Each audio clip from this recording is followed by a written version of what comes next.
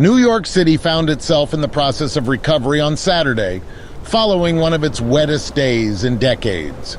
Traffic resumed its normal flow on highways, subways, and airports, all of which had been temporarily closed due to the intense rainfall that plagued the city on Friday.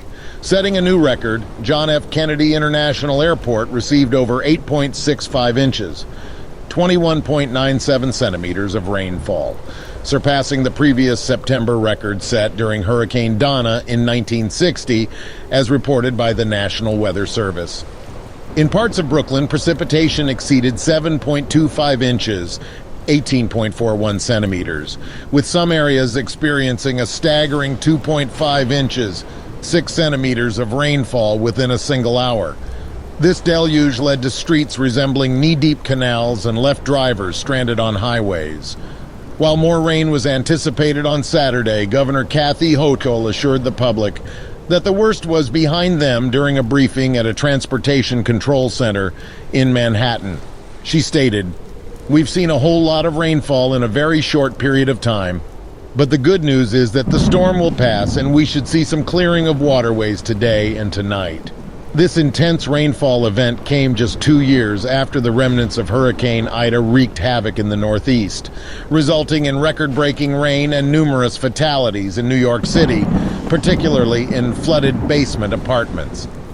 Although there were no reported deaths or severe injuries during Friday's storm, it undoubtedly stirred distressing memories for many residents. Joy Wong, who lost 3 neighbors, including a toddler, to Ida's flooding in 2021, found herself facing another perilous situation on Friday when water began encroaching upon her Woodside, Queens residence.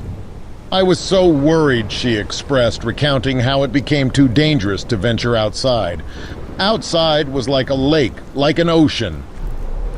Within minutes, the building's basement, which had been transformed into a recreation room after the tragic events of 2021, was submerged almost to the ceiling, rendering it in ruins.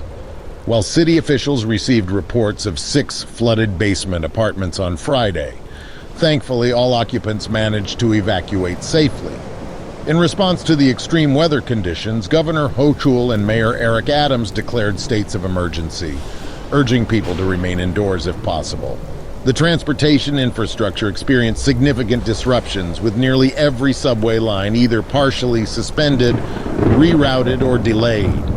Metro-North commuter rail service from Manhattan was suspended for a substantial portion of the day, but gradually resumed in the evening.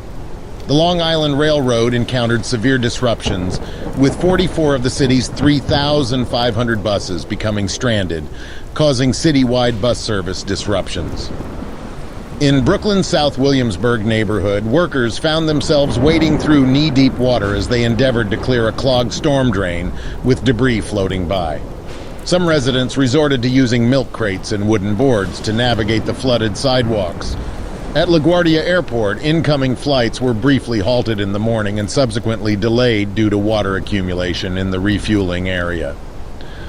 Additionally, one of the airport's terminals was closed for several hours due to flooding before resuming normal operations around 8 p.m. local time. Flooding was not confined to New York City, as Hoboken, New Jersey, and other nearby cities and towns also grappled with inundated streets and properties.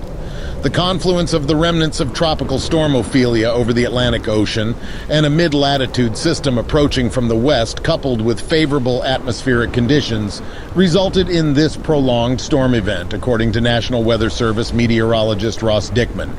The Weather Service had issued warnings of 3 to 5 inches, 7.5 to 13 centimeters of rain, with certain areas expected to receive more than 6 inches, 15 centimeters. This deluge came less than 3 months after a storm led to deadly floods in New York's Hudson Valley and submerged Vermont's capital, Montpelier. Scientists attribute the increasing frequency of extreme rainfall events to a warming planet, which fosters storms in a hotter atmosphere capable of holding more moisture.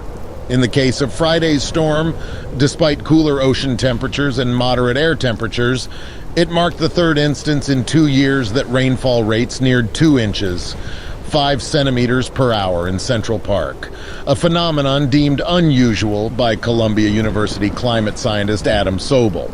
By nightfall on Friday, Central Park had recorded 5.8 inches, 14.73 centimeters of rain.